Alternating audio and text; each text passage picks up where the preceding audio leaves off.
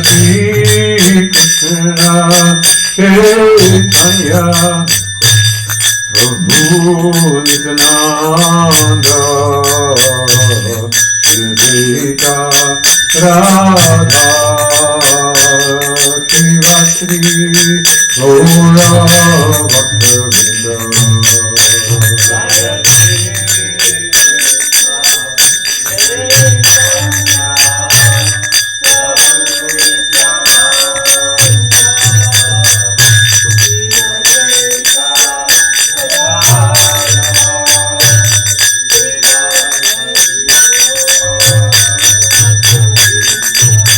Jaya Shri Krishna Chaitanya Prabhu Nityananda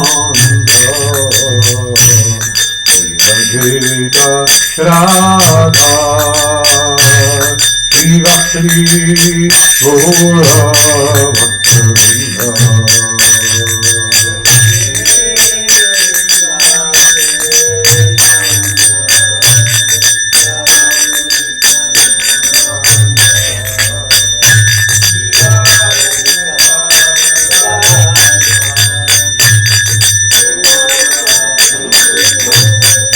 Jaya Shri Krishna Chaitanya Prabhu Nityananda Shri Advaita Radha Shiva Shri Gaura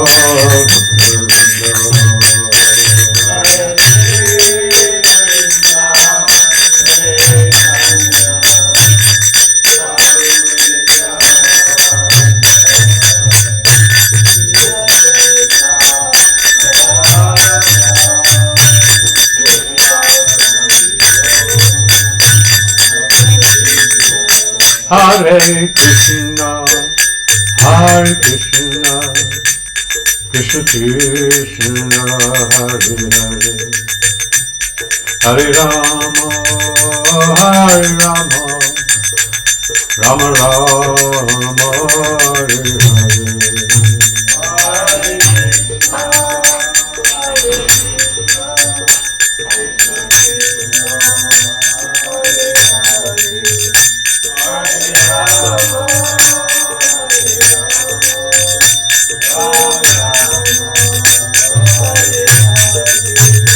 Hare Krishna, Hare Krishna, Krishna Krishna, Hare Hare, Hare Rama, Hare Rama, Rama Rama, Hare Hare, Hare Krishna.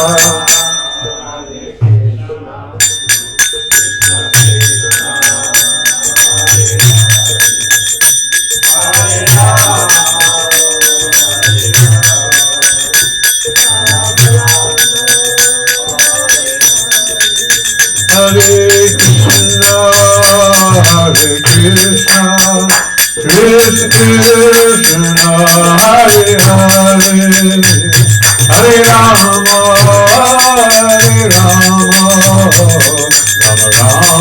Rama, Hare Hare.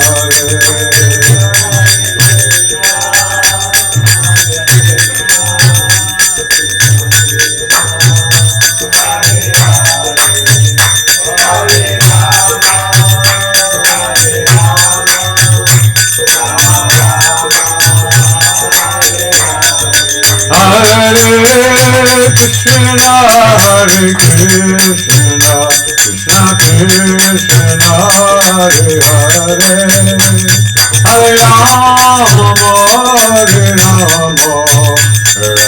Rama Rama, Hare Hare.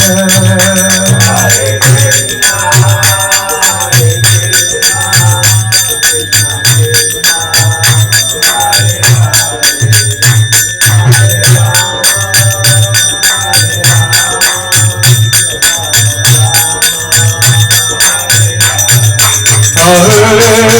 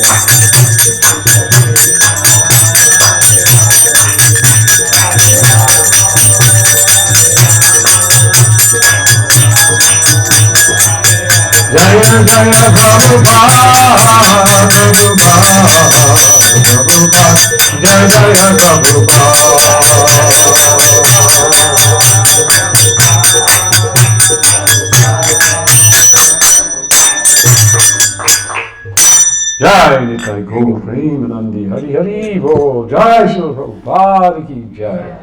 Hare Krishna. Thank you everyone. We're continuing from last night. Our Prabhupada Katha. Last night we spoke a little bit about the need in our society to establish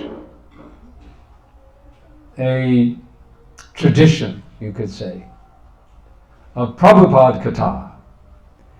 We have in our Vaishnava community the tradition of Ram Katha. We have the tradition of Bhagavad Katha. So I'm hoping, and I'm working with other devotees, that in our society we establish a tradition of Prabhupada Katha that continues beyond our presence with you as his direct disciples. And I feel the way that will happen is that that devotees read, of course, the Lilamrita. How many of you were here yesterday for our presentation? Okay, most of you were here. If you weren't here, then now you have to also hear our request that if you haven't read the Lilamrita, that you make sure to do so in the next year to 2 years. So we're going to continue our Prabhupada Katha. And we'll also, a little later, we'll go maybe for another 15-20 minutes with some of our own experiences, and experiences that at least I will share some experiences that others have had that have impacted me, and then I'm going to present something that I'm working on, which is a play, a drama of Srila Prabhupada, about Srila Prabhupada, that I think could be another addition to the Katha program. And my only request is that you give me honest feedback. If you actually like it, don't like it, just okay like it, whatever, or how it could be better. So let's begin. I want to begin not with one of my own stories, but one of the stories that I find impactful from the early days. The stories that we tell here, they have different purposes. Of course, whenever we engage in hearing Katha, then there's always the element of rasa. There's a special flavor, there's a special taste when we hear about the activities of Krishna and Ram. They give us an experience that of a good feeling, or perhaps a sentiment of appreciation. So they give us some taste, but they also teach us. And the lessons that we get from Srila Prabhupada's Leela, his activities, are those can be sort of categorized, you could say, in the qualities of a devotee. So those of you who have been studying and practicing, and you've learned that I think it's Rupa Goswami who enumerates that. I know Chaitanya Mahaprabhu also speaks of the 26 qualities of a devotee. I think Rupa Goswami elaborates on this. And of course there's unlimited qualities of a devotee, but there are some qualities that sort of kind of stand out. And one of those that is, first of all, compassion, but also one of the foremost qualities that all of us need to develop along with that, and how compassion arises is when we have equal vision, when we see beyond the externals. So one of the early stories that demonstrate this took place in 26 2nd Avenue. And there was a kirtan, like the kirtan that we just had is in the same mood, or whatever. The tune at least is the same that Srila Prabhupada used to use. Simple tune. And he was speaking, and as he was speaking,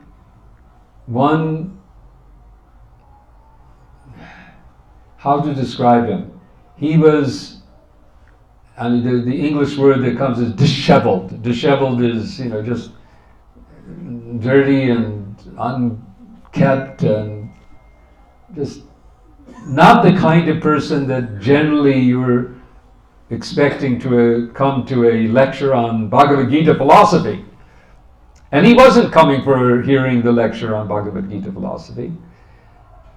He may have also been under the influence of alcohol, perhaps. He was that kind of person.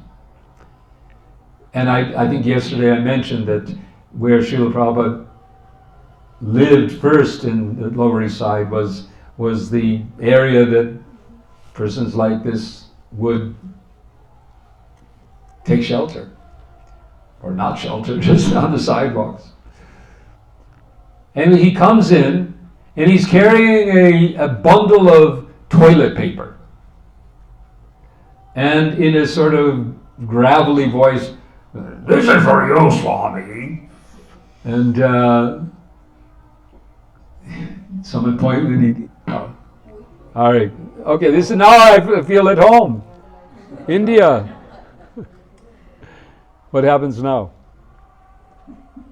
Everyone turns on their mobile lights. Do you usually get? Yeah, we get winters. How do you call it? In India, we call it load shedding because it's purposeful. It's not actually a breakdown.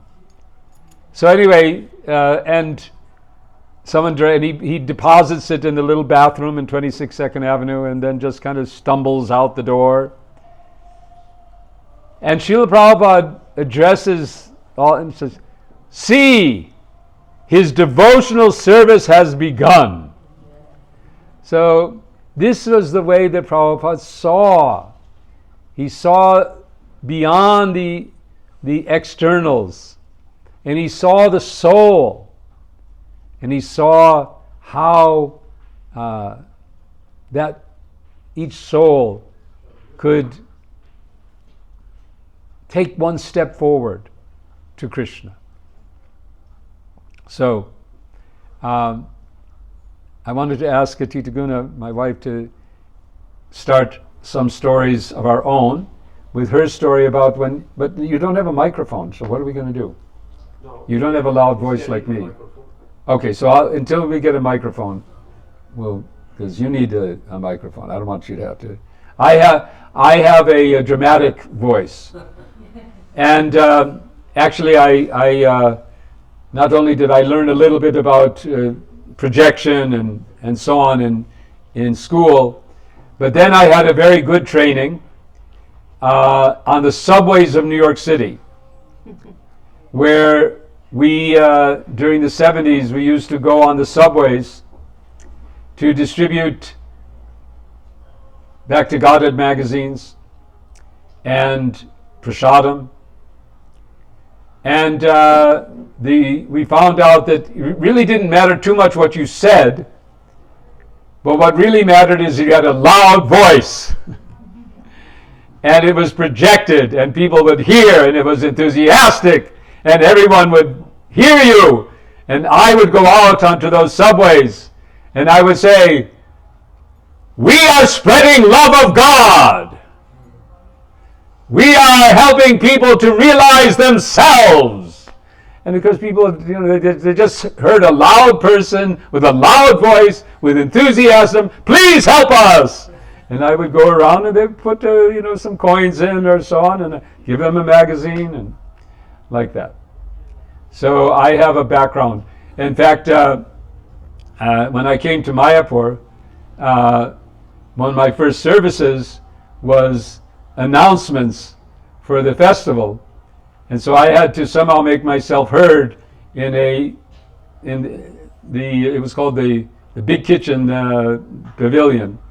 The Prasad Pavilion was a huge place for like 2,000 people to take prasadam. And I did have a megaphone, but still, often that didn't work, and I had to shout. So I have some capacity to shout, but I don't like to do it right now. So I'm hoping that some sort of microphone will arrive. Looks like Is that? No, that's a light. Okay. a microphone? No, just more lights. That's a microphone. Oh. No, we just have lights. Okay. So with my loud voice, I'll try to keep going, and I'll begin with a story of my own. that has a very, very deep lesson in it.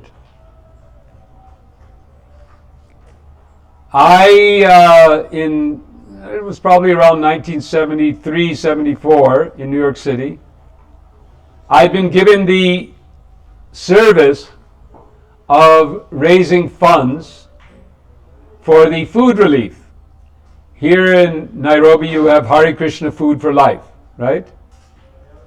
But in New York, in India, in the 70s, it was called ISKCON Food Relief. And it was concentrated in Mayapur.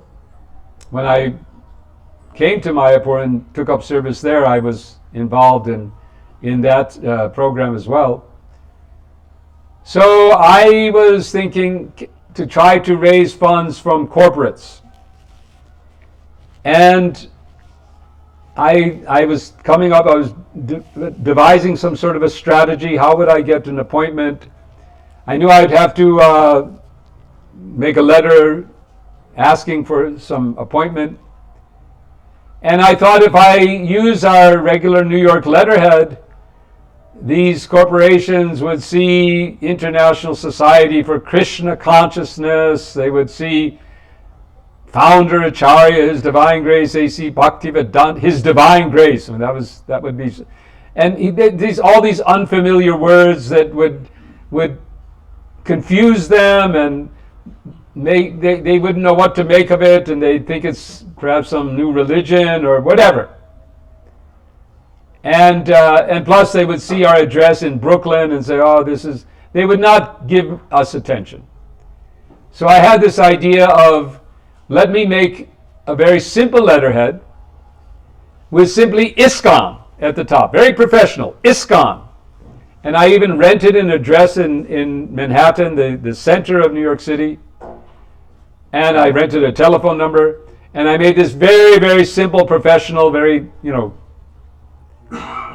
elegant letterhead. And I wrote letters, and I did manage to get one appointment, but I didn't get any money. Anyway, so Srila Prabhupada came to New York City sometime, maybe not too long after I attempted this. And I was in my office there, and it was actually Brahmananda who came and said, Srila Prabhupada wants to see you. And so I could kind of sense that something was going on. And I came down to his study, and what would I see on his desk but the copy of my letterhead? And Srila Prabhupada turned to me, he said, so, you have done this? And I had to say yes. So where is International Society for Krishna Consciousness? Where is Founder Acharya? And I didn't try to explain. I simply accepted that I'd made a mistake. And he ended with, so you will not do this again? You could say he kind of let me off lightly in that way. But a great lesson that when that ISKCON is not a brand. It's not like, that for marketing purposes we can, Hare Krishna. Okay, that's much better. I won't lose my voice. And you'll probably hear me a lot better too. So yes, ISKCON. ISKCON is not a brand like Nike or Gap. It's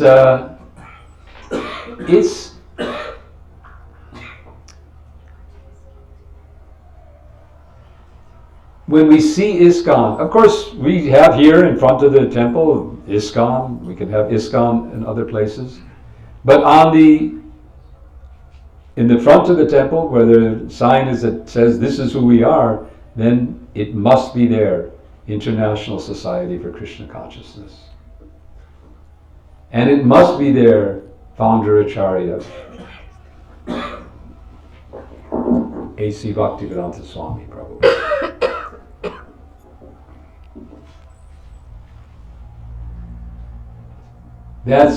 Prabhupada is what makes us ISKCON. So that was a great lesson for me, and I hope you appreciate it. I'll share one more little lesson that I often, because I saw it, it's imprinted in me, and I've noted wherever I go that not everyone has understood this principle. That was during Srila Prabhupada's lecture in New York, and one devotee, leading devotee there, he had the Bhagavatam, and he put his chadar in front of him, and he placed the Bhagavatam on his chadar. And Srila Prabhupada turned to him and said, "No, pick it up." I think in the same time or in the same frame, someone also presented Srila Prabhupada with the Bhagavatam and put it on a level lower than he was sitting. And in both occasions he made a very strong point. The Bhagavatam must always be above. And it's something to be, I've always, I took that and it's something that I've always been conscious of. And these are the type of things that you may not find in details in the literature, but they come through the Acharya. So Srila Prabhupada is our Acharya, and he can instruct us through his literature, his translations and purports, but also through his Leela, his interactions with us. So now that we have a microphone, I'm going to ask Katha to go now, my good wife. Actually, we have two microphones coming. To tell us about what you brought to Mayapur when your first trip to Mayapur, and you wanted to bring something special. Here, okay, you got a microphone. And because normally everyone brought ghee, but you wanted to bring something special. Hare Krishna. Yes, Australia is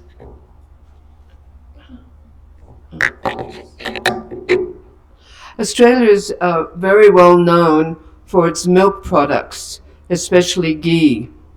So Srila Prabhupada, when we went to see Srila Prabhupada in Mayapur, every single devotee from Australia that went to the Mayapur festival bought 2 kilos of ghee and presented it to Srila Prabhupada.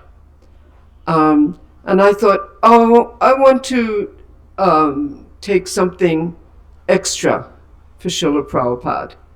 So I asked my friend, and she said, take a tin of full cream powdered milk. And I'm like, what? A tin of full cream powdered milk? You can get that anywhere, in any store in Australia.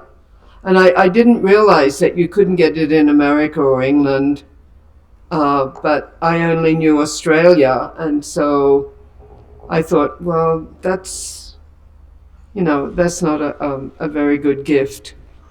So I decided to bring a tin of full cream powdered milk, which was everywhere there in Australia. So we were in Mayapur.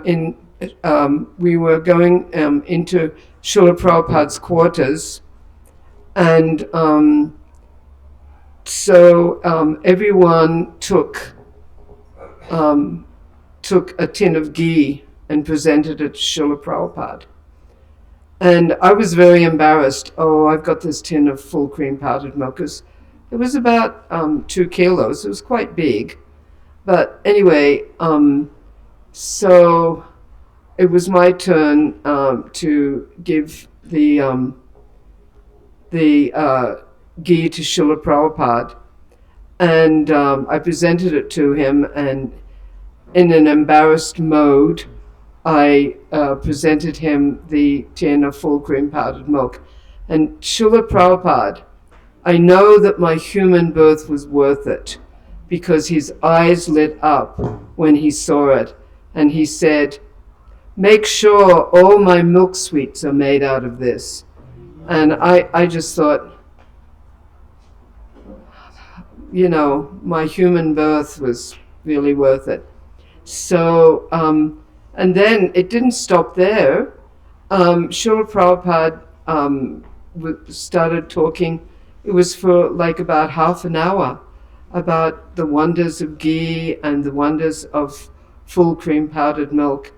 So I found that quite incredible, and you know, I will never forget that. Hare Krishna. Thank you. Hare Krishna. Let's see, we are now, okay. We tell one more story, and then I'm going to, I guess, I want to do the play anyways. I mean, it's no light. How long does it usually stay off? If it stays on, like, is this So that unpredictable. unpredictable? It could be all night. Generally comes by 11, before 11. Oh, okay, that's good.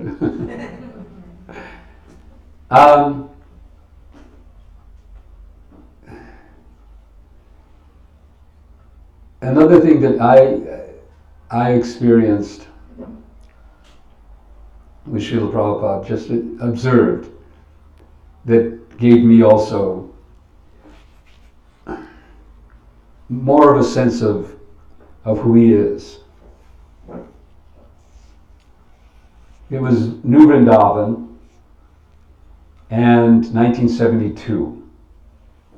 Now, this was the Bhagavad Dharma discourses. So it was Janmashtami, and everyone, there was a big gathering of devotees from all over the East Coast especially, and also some from the West Coast, but mainly the East Coast of America. And we were all gathered there, and now there were, in the movement, there were a number of sannyasis, because Srila Prabhupada had started giving the sannyas order to some of his leading disciples. But they were still all very new in the movement. I mean, it's 1972, so at most they could be 6 years in the movement. And of course, we're following the protocol. We've been fasting all day. And now it's approaching midnight, and everyone is thinking, okay, we're going to be able to break our fast and we'll have a feast. In those days, we didn't break fast with Ekadashi Prasadam. We had a feast for at midnight. But Srila Prabhupada, he asked the devotees, let's read Krishna book. So it was about 11:30 or that time. And the devotees started reading the Krishna book, and got to around midnight and finished the chapter, first chapter. And the devotees are thinking, okay, now we'll break our fast. The Prabhupada said, oh, next chapter? And what was so kind of amusing and at the same, it was so contrasting, was Srila Prabhupada sitting on his Vyasasan, glowing and obviously just ecstatic, hearing the pastimes of Krishna and remembering the advent of our Supreme Lord, and just I recall that mood in him. But lined up next to his Vyasasan, on either side were these sannyasis, and they were all holding their dandas. And it was this wonderful sight. All these dandas were going vroom, vroom, as they were all just falling asleep It's not only were they hungry, but they're also tired. It's nearly midnight. And so, but Prabhupada says, next chapter. So the next chapter is read, and of course this is, I think the next chapter is the prayers of the demigods, and that's not easy. It's not, exciting Leela, but Prabhupada is enjoying this, and it comes to the end. Now it's nearly like 12:30 or like that, and the devotees are thinking, okay, finally. And sure enough, Prabhupada says, next chapter. And it goes on until that chapter is finished, and Prabhupada looks around and finally says, I think you are tired. We'll stop here. So the contrast. One of my favorite songs of Prabhupada was composed by my godbrother Mangalananda Prabhu. I'm wondering if any of you have heard this. A kind and gentle soul. Have you heard that song? Some of you have. But do you know the refrain? When I see his love, I know I have a long, long way to go to feel the love that he is feeling. So that's often these memories. They help us to see where we're going. To see the path where it's taking us. And yes, also see where we are, but know that if we keep following in that path, we'll reach that love. So, with that note, let's see if we can do a play.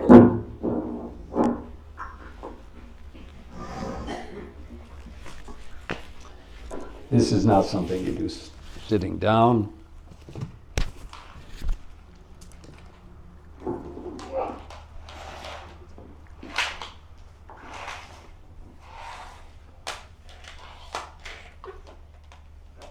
All right?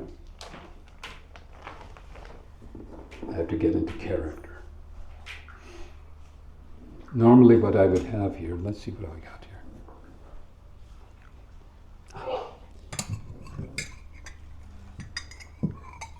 Pretend that this is a bell.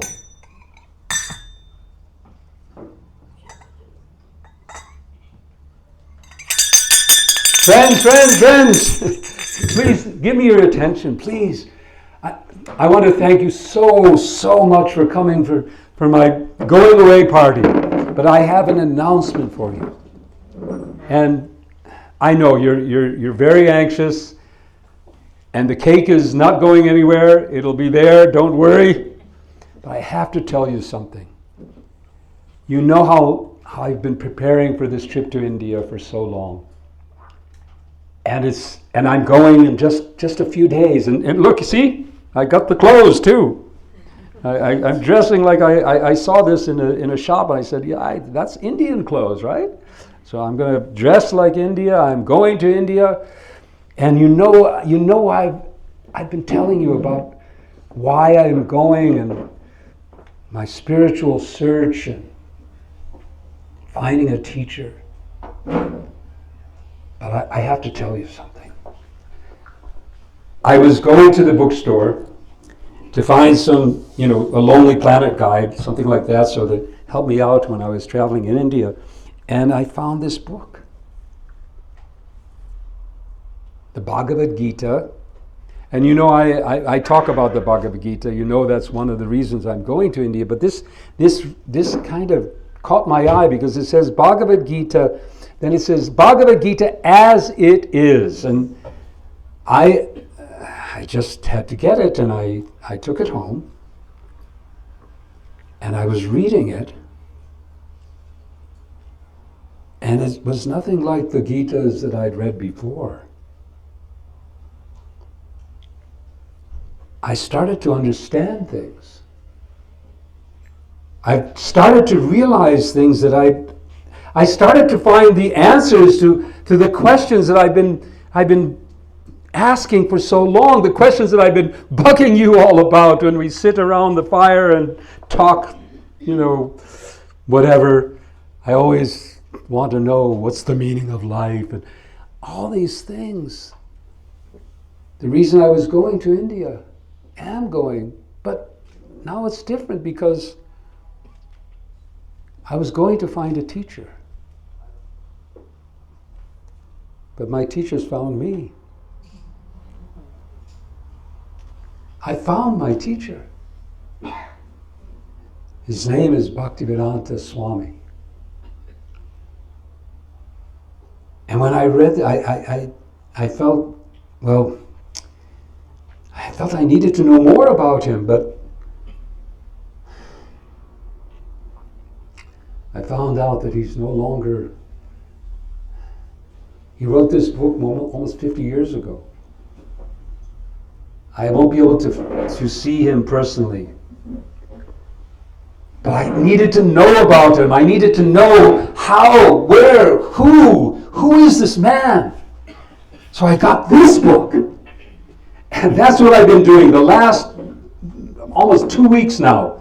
I've just been reading this. It's called the Prabhupada Lilamrita. And I've been learning about this man. And I have to tell you about him. Before I go. Before I leave to see his home. To see where he came from. To see the world that produced such a person. I want to share what I've learned. One of the main things that has struck me when I've read about him is how alike I am with him. You know how I'm drawn to those the movements for changing the world. That's the kind of man he was. He was born in 1896, British India. And I've studied a little bit about British India. It was not kind. And he was one of those who joined the freedom fighting movement. I read there that he went to his it was called the Scottish Churches College, but he joined Gandhi's movement and he refused his degree. It was like civil disobedience. That was the life that he was pursuing. But he got married, started going into business to raise his family. And one day, a friend of his, he said, "Come with me. I have someone for you to meet, a sadhu." And his name was Abhay. Before now we know him. He's known as Bhaktivedanta. But he was born with the name Abhay. And Abhay told him, "Listen, I've heard about these sadhus. I've heard about, the with the matted hair and the... Anyway, I can understand his mood. He told his friend, "I know these sadhus. They always come to my father's house and beg some money. Why are you wasting my time?" But his friend wouldn't take no, and he took him. This sadhu turned out to be no ordinary man. Just like this Swami now, Bhaktivedanta, for me is not an ordinary man. This sadhu his name was Bhakti Siddhanta, and he had such he grabbed Abhay. In that first meeting, everything changed for Abhay. Everything changed. His whole life changed in one meeting. I feel like that's happened to me now. In just this one time, I've got this one book and my life is now changed. And his life is changed by that meeting. And that meeting has resulted in my change. And it's like dominoes. Or something.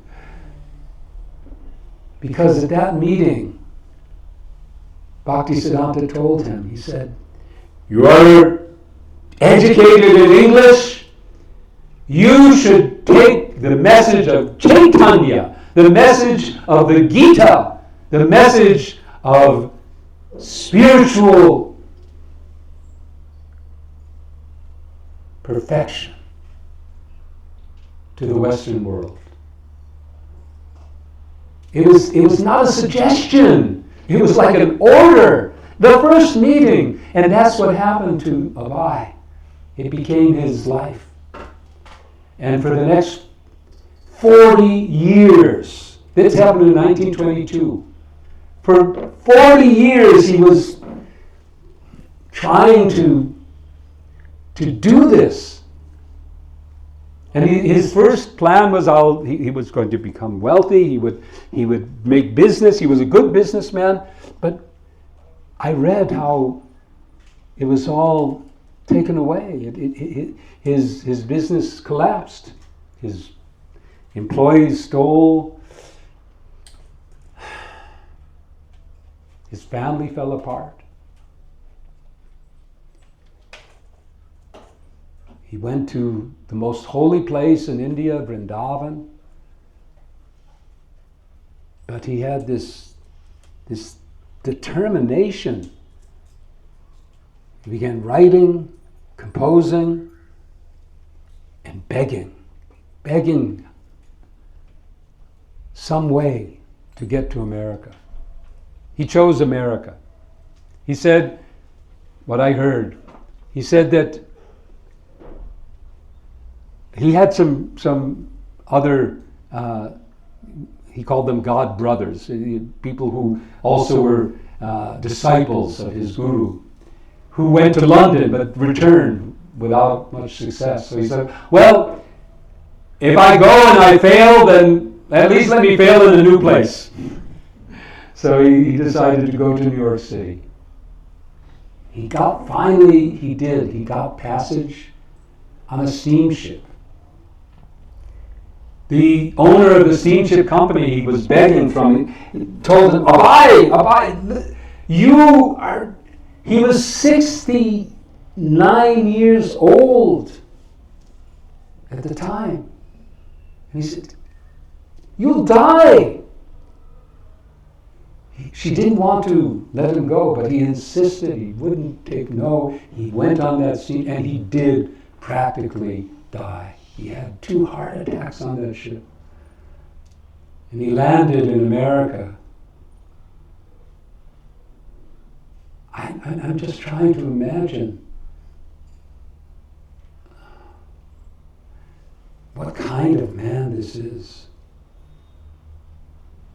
who can leave everything with nothing. He had no money. He had managed to beg for the printing of a few hundred volumes of his books. He had one sponsor. That was another part of the plan. But he didn't know anyone. When he arrived, he saw what I see all the time in America, what we see day to day, a life that is far from spirituality as you can think. He was vegetarian, no alcohol even in his life, nothing. And that's what he sees, and he thinks, how am I going to convince these people? But he wrote a poem. I read that poem in this book, and it really struck me. Maybe that's a sign. It struck me. In the poem, he writes, Krishna. That's a new word for me, by the way. Krishna. Krishna. I read the Gita And I've heard the word Krishna so many times there, but it was just like a, I don't know, a literary term or something, just some character to express the words. But now it's more than that. Now this is a person, a supreme person for me. I've been reluctant to talk about God, but now that's over. This is God. So Krishna, he said, Krishna, you've brought me here. You must have some purpose. So now I'm like a puppet in your hands. So if you brought me here to dance, just make me dance. The first year was filled with challenge for him. He tried first to, I spent time in New York City, and I know a bit about the swamis and the yoga scene there, and there's a term I remember, the uptown swami, the ones who hang out up in the upper west side, and they hold their sessions with the ladies. And anyway, I don't want to get into that too much, but he went to one of these teachers, yoga teachers, and tried to talk to them, and there was a little interest, and all along he's thinking, I'm just a servant here. I'm just doing this because I've been told to do it. I don't know how it's going to work. And he said that he writes in the book. He tells how he used to just go and see when the next ship was going back, because it was. He said, at least I've tried. That was the mood, but. Then it starts to happen. Someone invites him down to the Lower East Side of New York. And now he's reached fertile ground. Somewhere that people were really open and looking. People like me. Of course, that was 50 years ago, but that's what I'm saying. I'm feeling like that was the way they were is the way I am, and he's the one who came to them, and now he's come to me, and I want to follow in the same way that they did. He gave them something that he's now given me. He gave them a mantra. That's the most amazing thing that I've gotten. He gave them this real explanations of Krishna's teachings in the Gita. He gave them something that I'm really looking forward to. He gave them, it's called prasad.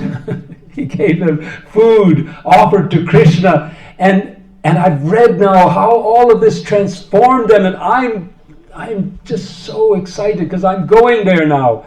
I'll get it myself.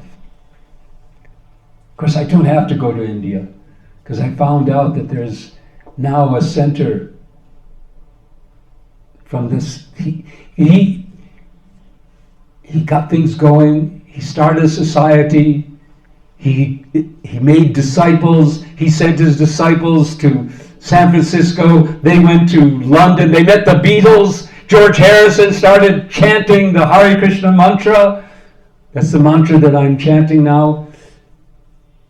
He started centers in Germany. He went to Australia. He went to Japan. He went all over the world. By the time I finished this book, I found out that he had circled the globe for 13 times. He opened 108 centers all over the world. His disciples distributed millions of books. He had 5,000 disciples by the time that he left this world. It was a miracle. And all through this, I'm seeing that it's all driven by who he was, by the kind of person he was. He was determined. He was really smart. He was bold. But more than anything, he was so filled with love. A love that only comes from the soul. A love that sees God everywhere. A love that sees every person, every being as part of God. A love that transcends. By 1977, the movement that he started, the society that I told you, now I said, I don't really need to go to India now. I could go just to New York City. There's one of his centers there. But I'm going to go to India because that's where he left this world. And I've read about that too. And perhaps that's the most extraordinary part, because the way he left was a revelation of who he was. Transcendental. The doctors attending him said anyone else, he had advanced diabetes and other problems with his legs, and what is it called, where the fluid builds up.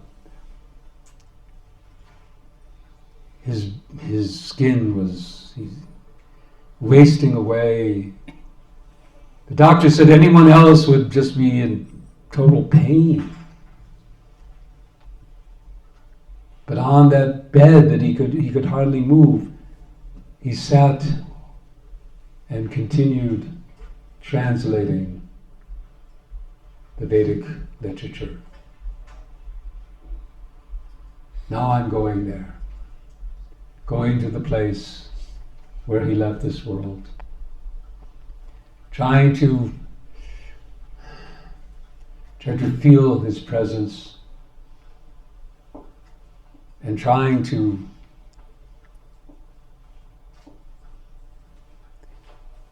give my life to him now,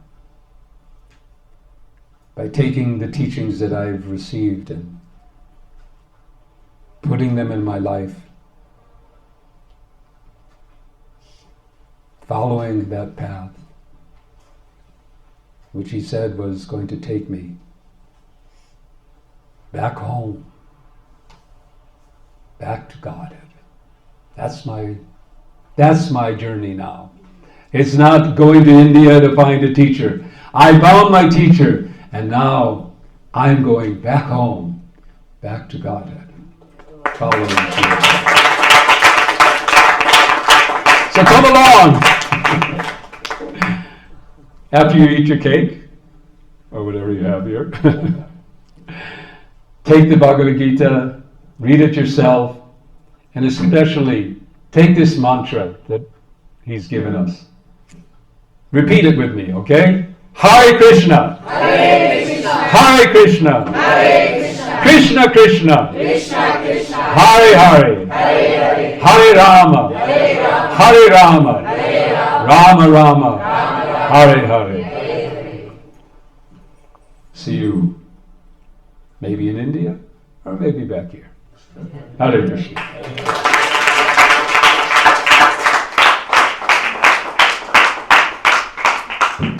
So, as I said, you can give honest feedback. You don't have, when we end, come up and tell me, how could I improve?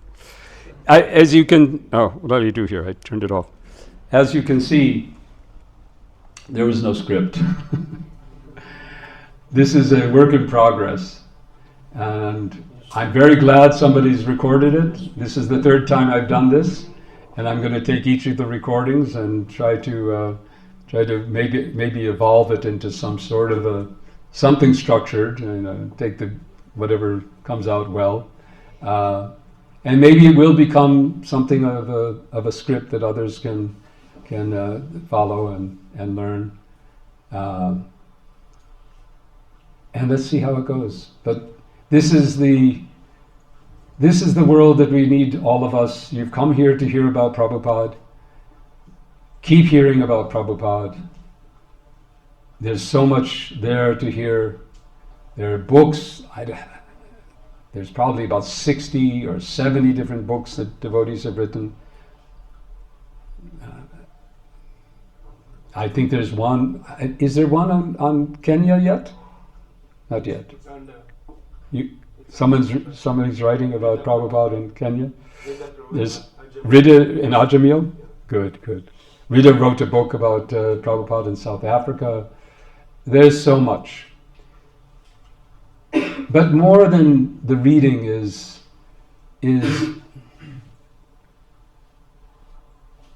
to see how you can form your own personal connection. Srila Prabhupada is no ordinary guru. He is an acharya, and he's the acharya of our family, our society, ISKCON. That means he has a relationship with all of us, and we should all make that relationship the central point in our service to Krishna. And that way we can be very secure in our progress back to home, back to Godhead. Hare Krishna.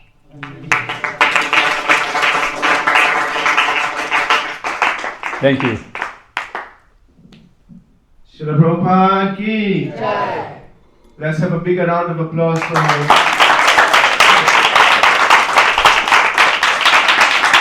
Hare Krishna. So we've heard for the last 2 days how His Grace Pancaratna Prabhu and Her Grace Satita Guna Mataji have glorified Srila Prabhupada. Today one thing that struck out to me when Mataji was speaking, how when Srila Prabhupada got powdered milk and he said, "May all my sweets be made by this powdered milk." I was just thinking how easy it is to approach Srila Prabhupada. Sometimes you think, to approach the Guru, you need to do something so big, something so great. But when Prabhupada, how he touched everyone's life, just by something so simple. And this is the beauty, how Srila Prabhupada conquered everyone with his love, like how we heard. When Pancaratna Prabhu was doing the play or the drama, I was thinking this is the perfection of being a disciple. The disciple has to remember what is the life of the Guru. And the way Prabhu was doing it is like we were seeing a movie. Like Prabhupada was, coming again. So we wish that, how these great disciples of Srila Prabhupada have come to Kenya, we may also carry the glories of Srila Prabhupada in our hearts. So we're very grateful and we're very honored. You took time to come to East Africa. No one comes here. Oh, well. No one comes here. I think His Grace Dinabanu Prabhu came. That was last year. But before that, anyone knows any Prabhupada disciple who came? Jayabet Swami, but maybe last 3-4 years. Last 3-4 years, any Prabhupada disciple? So we're very honored, Prabhu, and we request you, if you're ever passing through Africa, we welcome you again. Thank you. I've come here not only because I found it was on the way to South Africa, which was my destination, and which we're going to because we got some free tickets. We're basically vanaprasthas, and so we don't have a lot of travel. But I have a service to the GBC for strategic planning. And so one of the things that I've come here is to learn the strategies, particularly that Govinda Prem and Umapati and your whole team are doing here to expand and spread and share Krishna consciousness beyond those who are familiar. The terminology now that I'm using is familiar and not familiar. So if you've been born in India or if you're raised in an Indian family, maybe you're born in Kenya, but you're familiar. You're familiar with Krishna and deities and prasad. It's familiar to you. But there's millions and millions of people out there, some of whom are now in this room, I was one of those, for whom it was all unfamiliar. And that's what Prabhupada was so expert, how to reach out and make the unfamiliar comfortable and accessible. But now we need to learn modern age, how we do this. So I've learned a lot, and I'm looking forward to being interacting with you too. Hare Krishna.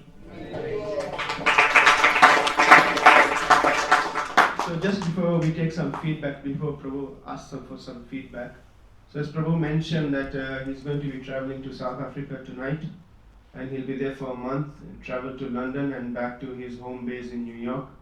So we would like to pray for Prabhu's journey by chanting one time. Everybody, Hare Krishna, Hare Krishna, Krishna Krishna, Hare Hare, Hare Rama, Rama Rama, Hare Hare. His Grace Pancaratna Prabhu ki jai. Her Grace Atita Gunamath ji ki jai. So if anyone has any feedback or would like to share something,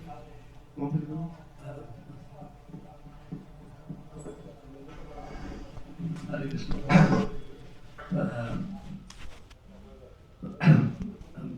His Grace Pancaratna Prabhu does not know me, but I know him very well. Because since so many years I was doing Parikrama Mayapur. Oh, So, so you know what kind of a yes, your ham I am. Your drama experience. And when I got a message from Prabhu, I thought you are the right person. He alone can do drama within a second. And very dedicated disciple. Actually, yesterday I missed his class.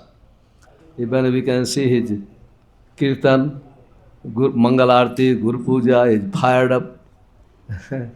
So I have a saying: dance while you can, because these bodies sometimes they're going to deteriorate. So as long as you can, dance. So wonderful association, and we need such a dedicated Prabhupada disciple. If you see, by seeing you, we can remember while you are speaking about Srila Prabhupada, we surprised. So, just like Govinda Prem Prabhu told, there is no Prabhupada disciple here presently. And you have experienced how Prabhupada was dealing with you, with other disciples. So we want to hear all these things. So a wonderful experience. Please come every year. And you wanted Prabhupada Katha. You start from Nairobi. Okay. Hare Krishna. Hare Krishna.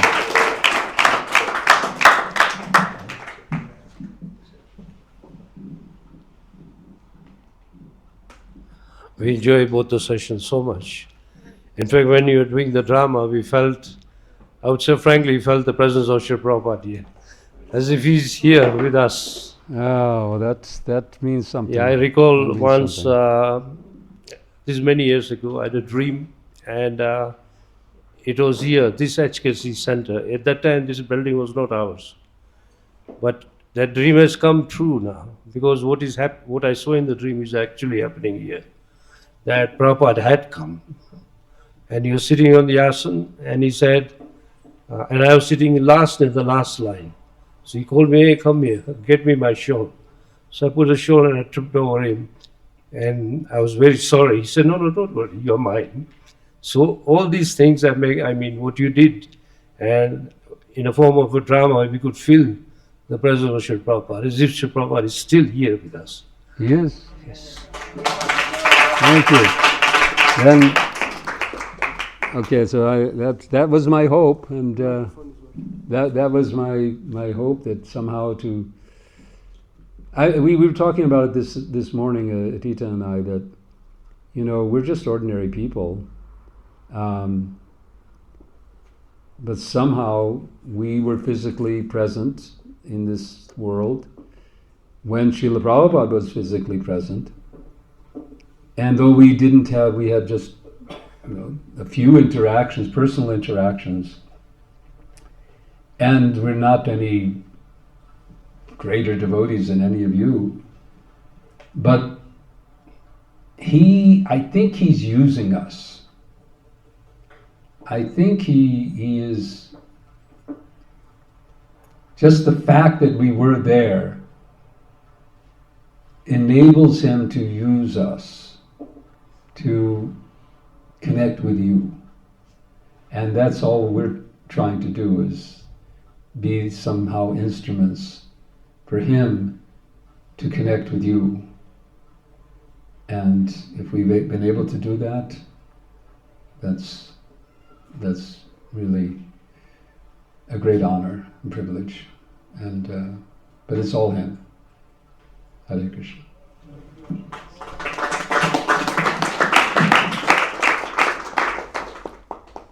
If anyone else wants to give a feedback. You can you can just come over here and say, hey, you could have done this, you could have done that. Okay? I think they need to give feedback when you're alone with them. They're feeling shy. It's okay. Yeah. Please remember to join ISKCON Connection. Yesterday you got the card. Did anyone not get a card? If you didn't get a card, this is Prabhu's personal project. He wants to take everyone's name and offer it on the 50th Disappearance Day of Srila Prabhupada. 50th anniversary, yeah. Yeah. Did anyone not get one of these yesterday? So if you didn't get one of the Mataji's will take it and distribute. Yeah. These are all for you, by the way, Govinda. And by joining this, by sending your email and scanning the code and joining, every week you'll get some news about ISKCON all over the world, or even locally. And you will also get a pastime of Srila Prabhupada once in a while. And so in this way, you can always keep the connection. So if you didn't get any of the cards, you can please raise your hands and Radha Sakhi will give you the cards. So with that, we would like to stop here and let us chant one time together, everybody. Hare Krishna, Hare Krishna, Krishna Krishna, Hare Hare, Hare Rama, Rama Rama. Srila Prabhupada ki Jai. And so there's some prasad that has been cooked.